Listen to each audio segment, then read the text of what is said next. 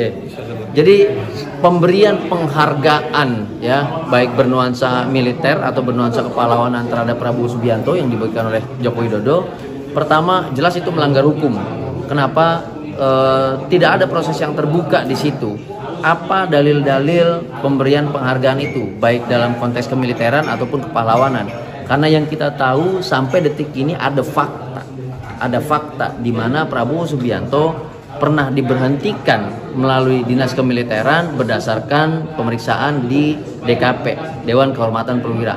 Hal mana itu tidak terbantahkan sampai detik ini, dengan problem bukan hanya penculikan paksa, tetapi adanya operasi-operasi yang tidak diizinkan, bahkan diduga kuat adanya dugaan tindak pidana yang melanggar Kitab Undang-Undang Hukum Pidana Militer atau KUHPM. Jadi dari situ saja kita bisa melihat tidak ada satupun pertimbangan, baik pertimbangan dedikasi dinas kemiliteran, baik pertimbangan kontribusi kepada masyarakat sipil atau ruang publik yang bisa menjadi dalil penghargaan baik dari aspek kemiliteran ataupun kepahlawanan. Ini merupakan pelanggaran hukum.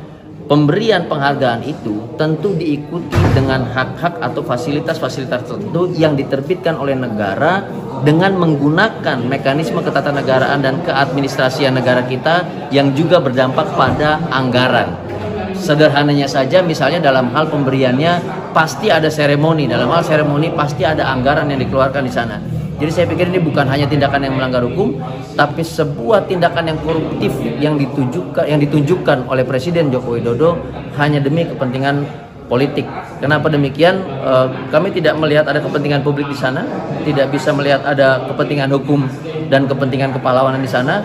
Jadi bisa dibilang di tahun-tahun politik ini merupakan kepentingan politik yang dikedepankan. Mengingat Joko Widodo berhasil menitipkan putra sulungnya sebagai pasangan dari Prabowo Subianto. Direktur Eksekutif Amnesty International Indonesia Usman Hamid menyoroti rencana penyematan pangkat Jenderal Kehormatan kepada Prabowo Subianto.